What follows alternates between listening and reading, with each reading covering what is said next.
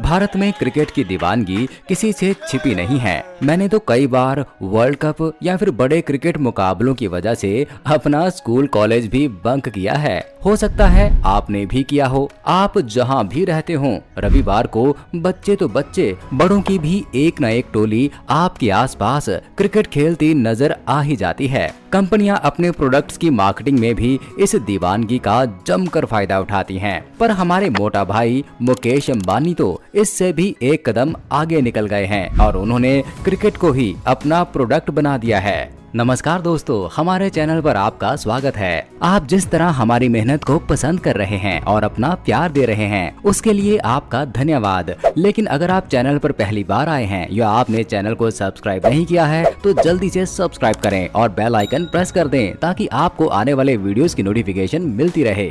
वैसे शायद ही कोई ऐसा दिन होता है जब मुकेश अंबानी चर्चा में न रहते हों। किसी समय जियो को मार्केट में लाकर उन्होंने टेलीकॉम सेक्टर के बड़े खिलाड़ियों को धूल चटा दी थी। फिर जियो मार्ट ने ई कॉमर्स के सेक्टर में क्रांति कर दी। कुछ समय पहले खबरें थी कि रिलायंस जल्दी ही कोक और पेप्सी जैसे दिग्गजों को टक्कर देने के लिए एफएमसीजी मैदान में उतार रही है। अब उन्होंने आईपीएल के डिजिटल ब्रॉडकास्टिंग राइट्स खरीदकर उसे फ्री में दिखाने की घोषणा कर दी है। इस खबर ने फिर से लोगों का ध्यान अपनी तरफ खींच लिया है। अब आपके मन में सवाल आएगा कि फ्री में मैच दिखाकर उनका क्या फायदा है? ऐसा करने के पीछे उनका क्या मास्टर प्लान था और उनके इस कदम से आने वाले समय में ओटीटी प्लेटफॉर्म्स की दुनिया में क्या बदलाव आ सकते हैं? ये सारे जवाब हम आपको इस वीडियो में देंगे। आपको ये तो पता होगा ही कि जियो सिनेमा मुकेश अंबानी का ओटीटी प्लेटफॉर्म है, बिल्कुल वैसे ही जैसे Amazon Prime, Netflix, Sony LIV और हॉटस्टार जैसे कुछ और ओटीटी प्लेटफॉर्म्स हैं। लेकिन क्या आप जानते हैं कि भारत में ओटीटी प्लेटफॉर्म कब आए और पहला प्लेटफॉर्म किसने लॉन्च किया था? मजेदार बात यह है कि साल 2008 में भारत का पहला ओटीटी प्लेटफॉर्म था बिग फिक्स और इसे रिलायंस एंटरटेनमेंट ने ही लॉन्च किया था। धीरे धीरे ओटीटी प्लेटफॉर्म को इस्तेमाल करने वालों की संख्या बढ़ती चली जा रही है। अगर हम पिछले 5 साल का डेटा देखें तो 2018 में जहां ओटीटी के सब्सक्राइबर सिर्फ 1.5 करोड़ थे, वो 2023 तक बढ़कर लगभग 43 करोड़ हो चुके हैं। असल में तरह तरह के पॉकेट फ्रेंडली प्लान और सस्ते डेटा ने भी ओटीटी को लोकप्रिय बनाने में बहुत मदद की है। जैसे कि कुछ ऐसे प्लान हैं जिसमें आप हर महीने 200 रुपए से कम में भी अपने मोबाइल में अपना मनचाहा ओटीटी प्लेटफॉर्म देख सकते हो। इस बात को ध्यान में रखते हुए अब बड़ी से बड़ी फिल्में भी ओटीटी प्लेटफॉर्म पर रिलीज होती हैं। खास तौर पर कोविड-19 के दौरान जब लोग थिएटर में जाकर फिल्में नहीं देख पा रहे थे, तब ओटीटी ने ही उनका मनोरंजन करने में बहुत बड़ी भूमिका निभाई। और सच कहा जाए तो आने वाला कल ओटीटी का ही होगा, क्योंकि इसमें आपको अनलिमिटेड कंटेंट भी मिलता है और मन चाहे वक्त पर देखने की सुविधा भी। लेकिन एक वक्त ऐसा भी था जब ना तो इतने सारे ओटीटी प्लेटफॉर्म थे और ना केबल टीवी। साल 1992 तक दूरदर्शन की ही मोनोपोली थी और वो मैच दिखाने के लिए बीसीसीआई से 5 लाख रुपए लेता था। लेकिन वक्त ने करवट ली और केबल चैनल आ गए। 1993 में बीसीसीआई ने भारत और इंग्लैंड के मैच के राइट्स ट्रांस वर्ल्ड इंटरनेशनल नाम की कंपनी को दे दिए थे। अब मैच दिखाने के लिए दूरदर्शन को इस कंपनी को पैसे देने पड़े। इसके बाद साल 1999 में दूरदर्शन ने 5 सालों के लिए भारत के सभी क्रिकेट मैचों के ब्रॉडकास्टिंग राइट्स खरीद लिए थे। कहा जा रहा था कि यह उस समय डूबते हुए दूरदर्शन को बचाने के लिए एक बहुत बड़ा कदम था। असल में जब क्रिकेट का कोई मैच चल रहा होता है तो खेल प्रेमी अपना सारा काम धाम छोड़ छाड़ कर बस उसी को देखने में लग जाते हैं। ये बात विज्ञापन कंपनियां बहुत अच्छी तरह जानती हैं और इस वजह से वह महंगे से महंगे दामों पर अपने लिए विज्ञापन का एक अच्छा स्लॉट ले लेती हैं। अब देखें, तेंदुलकर ने छक्का मारा और इसके बाद एकदम से किसी कोल्ड ड्रिंक का विज्ञापन आ गया। एक विकेट गिरा और बैटरी की ताकत दिखाता विज्ञापन आ गया। डेटा बताता है कि किसी भी मैच के दौरान कंपनियों की होने वाली कमाई बाकी दिनों की कमाई से कहीं ज्यादा होती है।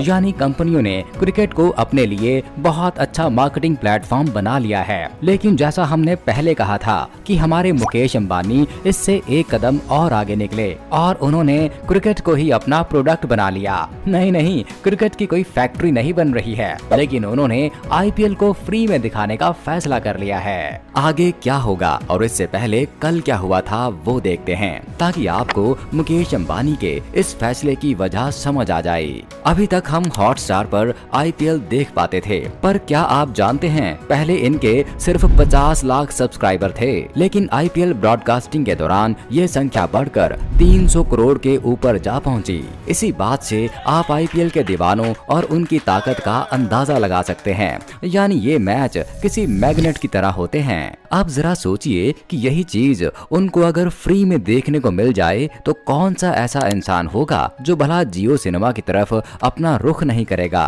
मास्टर स्ट्रोक शायद इसी को कहा जाता है। देखिए, जब जियो की सिम मार्केट में आई थी तब बहुत सारे टेलीकॉम के खिलाड़ी थे, कुछ छोटे कुछ बड़े, लेकिन जियो ने इस तरह की स्कीम लाकर लोगों को अपना दीवाना बना लिया कि धीरे धीरे लगभग हर छोटा खिलाड़ी मार्केट से उखड़ गया और आज की तारीख में बस 2-3 ही बड़े खिलाड़ी बचे हैं। और अक्सर सुनने में आता है कि फलानी कंपनी घाटे में जा रही है और उसे जल्दी ही बंद किया जा सकता है। ऐसा समय जहां लोग मुफ्त में आपको पानी देने को भी तैयार ना हो, वहां बैठे बिठाए आपको कोई मुफ्त में आईपीएल दिखा दे तो भला आप उसे कैसे छोड़ देंगे।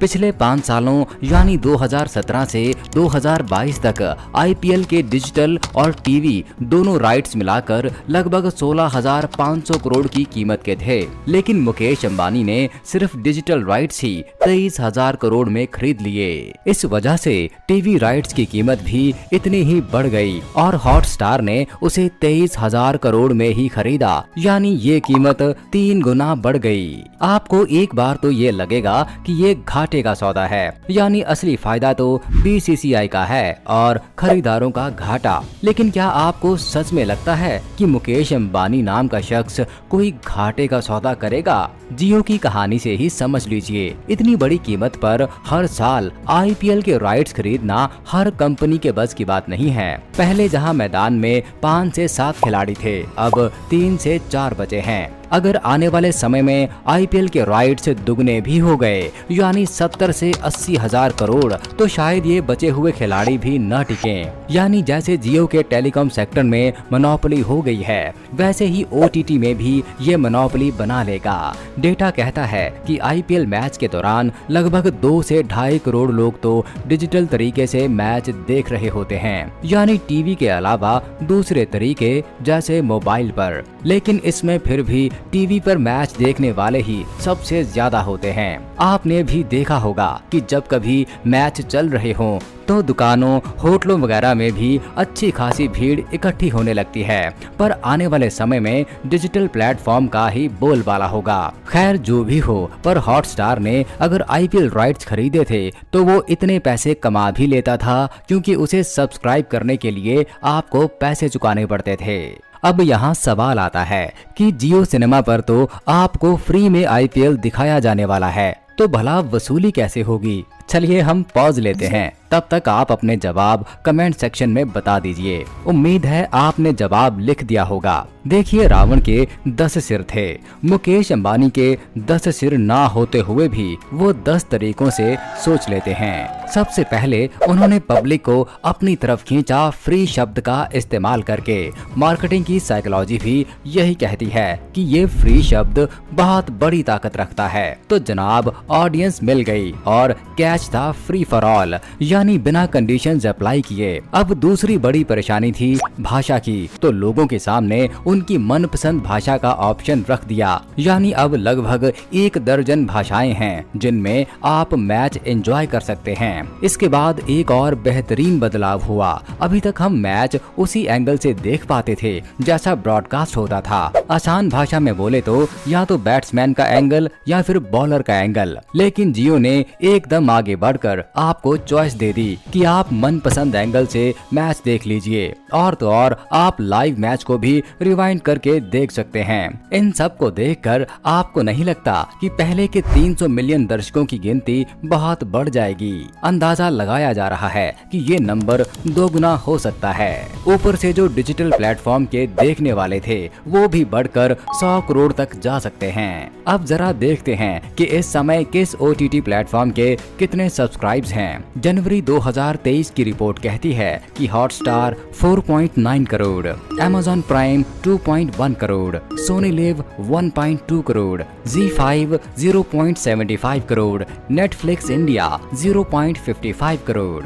टॉप 10 तक में फिलहाल जियो सिनेमा शामिल नहीं है, लेकिन जैसा हमने कहा था कि ये एक मास्टर स्ट्रोक है। आज हॉटस्टार नंबर 1 पर है तो इसमें IPL का बहुत बड़ा हाथ है, जबकि एक समय था जब हॉटस्टार टॉप 5 में भी नहीं था। हालांकि अब डिजिटल राइट्स इनके हाथ से निकल जाने पर कंपनी को बड़ा धक्का लगा है। यानी हम ये कह सकते हैं कि आगे चलकर जियो सिनेमा टॉप 5 में जगह बना ले, या हो सकता है सबको पछाड़कर पहले नंबर पर आ जाए। आपका क्या सोचना है हमें कमेंट करके बताइएगा।